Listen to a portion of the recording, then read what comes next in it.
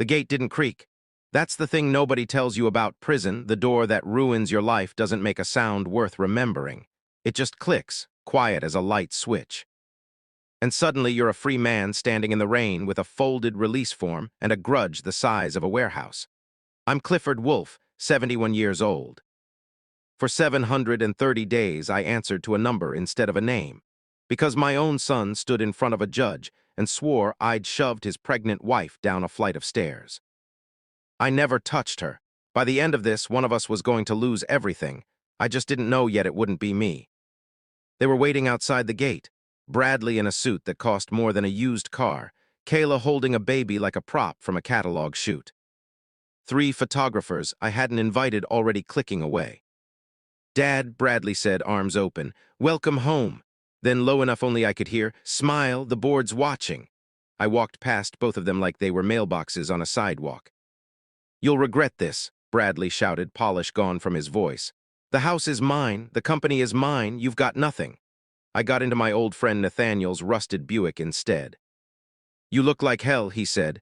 "I feel incredible," I told him. For once, that wasn't a lie.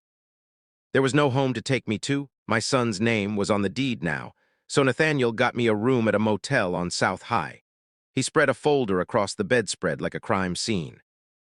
I thought I knew how bad it would be. I was wrong by about $4 million. The lake house sold to a shell company Bradley controlled. My restored '67 truck auctioned off in Cincinnati.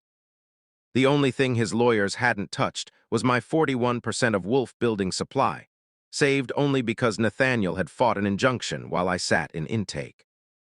"One more thing," Nathaniel said. "The accountant who signed the trust paperwork quit 2 weeks ago. No forwarding address, but she mailed something to my office first." I asked him to wait. I wasn't ready to open it. First, I wanted the truth about the night Kayla fell. Nathaniel gave it to me straight.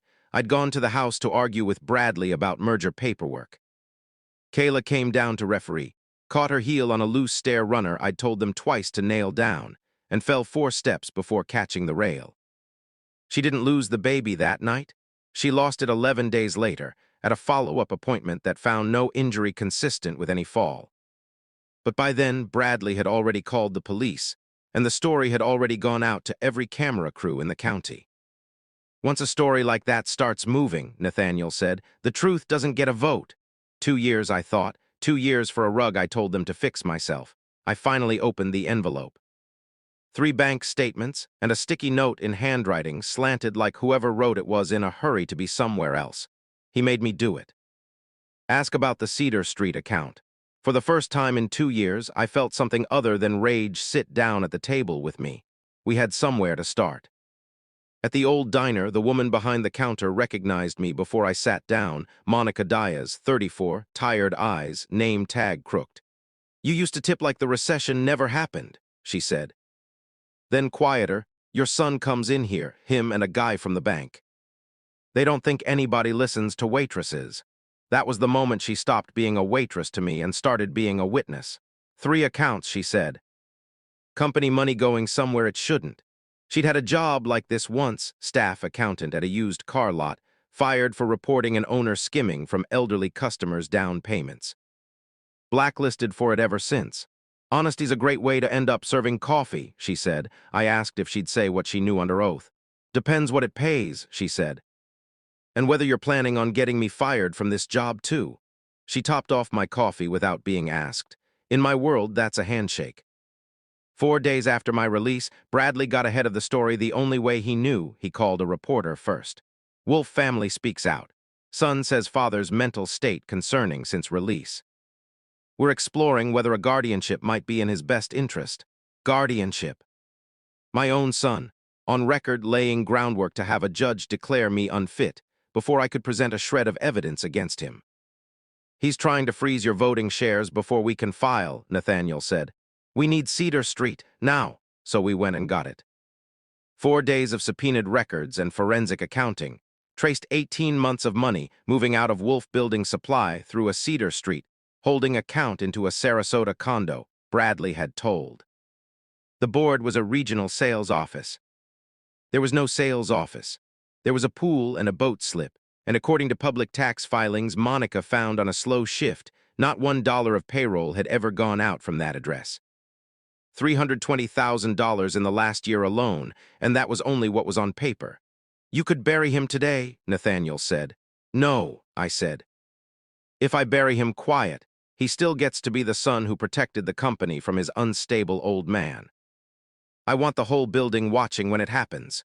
There was a shareholder meeting in 9 days. That would be our courtroom. I spent those 9 days calling board members off a burner phone because my own name got people hanging up before I finished a sentence. The hardest call was the chairman, Dennis Farrow. A lot of us assumed the worst, he admitted. I'm not calling to convince you of anything, I told him. I'm asking you to come to that meeting with your eyes open.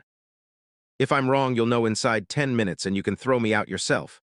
A long pause. 9 days, Clifford. I'll keep an open mind.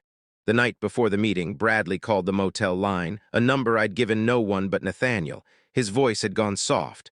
What if we talked before tomorrow, just us? I could restructure the accounts, step back, give you real control. This whole ugly chapter disappears. For 4 seconds, I almost believed him. Then I understood this wasn't an apology. It was a negotiation. You've spent your life thinking every problem has a price you can talk down, I said. I spent 2 years learning some things you just have to pay for in full. I hung up. The shareholder meeting was Bradley's idea of a coronation. Chandeliers, open bar, his face on the slideshow more than the company logo. I walked in through the side door with Nathaniel and Monica, a stack of documents thick enough to stop a bullet. This is a closed event, Bradley said, smile flickering. I own 41% of this company, I answered. That makes it my event too. I laid it out plainly, Cedar Street, the condo with no sales team. The trust he'd signed my assets into while I was still appealing a conviction built on a rug he never fixed. Monica's notarized statement went up on the same screen that had been showing his face all night. 300,000, then 600,000. Then the Sarasota deed with his own signature on it. This is a smear campaign, Bradley shouted, but the room had already left him. Guardianship, filed 4 days after your own reporter called it exploring, I said. 3 days before you knew I'd have proof of 600,000 in missing funds. That's not concern for my health, Bradley. That's timing. I told the room I'd been in prison for something Kayla's own obstetrician had confirmed, in writing. Never happened the way they'd claimed, that Bradley had known 11 days before he called the police, and called them anyway. Kayla was already moving toward the exit before I finished the sentence. Security walked Bradley out of a building with his own name still on the letterhead. Dennis called the vote. 41% from me, 38 more from investors who just watched $600,000 scroll across a screen in real numbers, was more than enough. Bradley Wolf was removed as CEO before the caterers finished clearing the appetizers. 6 weeks after the gate clicked shut behind me, I sat behind my old desk again, signing paperwork on a $5 million legal fund for elderly people getting railroaded by their own families the way I was. I made Monica CFO. The board raised exactly one eyebrow until she found a third hidden account nobody else had known to look for. That Saturday, I stood on the sideline of her daughter Rose's soccer game, holding a bag of orange slices, shouting at an 8-year-old to get back on defense.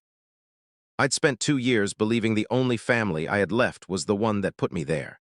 I hadn't known yet that the family I actually needed had been pouring my coffee the whole time. A collect call came through my office the following Monday.